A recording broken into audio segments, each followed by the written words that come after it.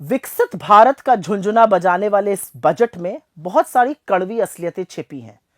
143 करोड़ के इस देश में बेशक 3 करोड़ 20 लाख लोगों को इनकम टैक्स से, जो इनकम टैक्स भरते हैं, उससे कुछ राहत मिली होगी, लेकिन 140 करोड़ जो बाकी हैं उनका क्या? उनको कोई फायदा नहीं मिलने वाला है। और इसीलिए बजट में छिपी जो असलियत है उस पर चर्चा जरूरी है।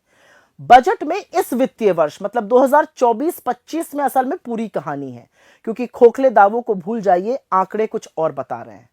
सबसे पहली बात, आर्थिक मंदी, सरकार इसको नकारती है। प्रमाण है रेवेन्यू रिसीट का 41,000 करोड़ से ज्यादा की गिरावट। टैक्स रिसीट करीब करीब 26,500 करोड़ की गिरावट हुई है। फिर कैपिटल एक्सपेंडिचर खूब जोर शोर से प्रचारित किया गया था, उसमें करीब करीब 93,000 करोड़ की गिरावट है। और इसीलिए ना नौकरियों का सृजन हो रहा है, ना निजी निवेश हो रहा है। फिर सरकार ने क्या किया? सरकार ने स्वास्थ्य पर, शिक्षा पर, सामाजिक कल्याण पर, कृषि पर, ग्रामीण और शहरी विकास पर, और यहां तक कि नॉर्थ ईस्ट के डेवलपमेंट का जो फंड था उसमें भी भारी कटौती करी। हेल्थ का बजट जो था उसमें 1255 करोड़ रुपए काटे गए। एजुकेशन में तो करीब करीब 11,500 करोड़ काट दिए गए। सोशल वेलफेयर में 10,000 करोड़ से ऊपर काटे गए। एग्रीकल्चर, कृषि में करीब करीब 11,000 करोड़ काटे गए। रूरल डेवलपमेंट में 75,000 करोड़ की कटौती हुई। अर्बन डेवलपमेंट में 19,000 करोड़ की, और नॉर्थ ईस्ट का फंड करीब 1,900 करोड़ रुपए से काटा गया। एक बात और है, मोदी जी वाकई में आदिवासियों से, दलितों से और पिछड़ों से चिढ़ते हैं। उनके विकास के फंड और उनके स्कॉलरशिप की असलियत अब आप सुन लीजिए। प्रधानमंत्री अनुसूचित जाति अभ्युदय योजना में 1,340 करोड़ रुपए कम खर्च हुए। PM young achievers scholarship award, जिसमें पिछड़ों को, सामान्य वर्ग के गरीबों को, जो पीएम यशस्वी योजना कही जाती है, 455 करोड़ रुपए कम खर्चे गए। पोस्ट मैट्रिक स्कॉलरशिप दलितों के लिए 860 करोड़ रुपए कम खर्चे गए। जो ट्राइबल के डेवलपमेंट का प्रोग्राम था 670 करोड़ रुपए खर्च गए।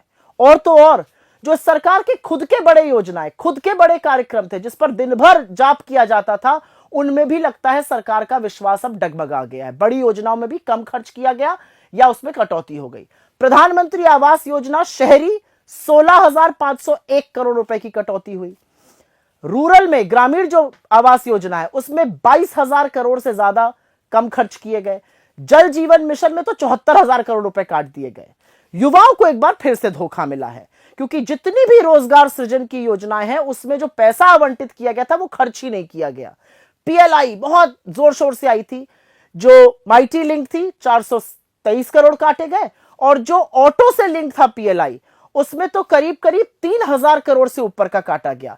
स्किल इंडिया प्रोग्राम में 68 करोड़ रुपए कम खर्च हुए, होते तो शायद लोग ज्यादा स्किल ले पाते। महिलाओं और बच्चों तक को ठग डाला। महिलाओं और बच्चों की तमाम योजनाओं में पैसा काटा गया। प्रधानमंत्री पोषण शक्ति निर्माण पोषण योजना में 2,500 करोड़ रुपए कम खर्च हुए, जबकि इस देश में माल न्यूट्रिशन बहुत ज्यादा है।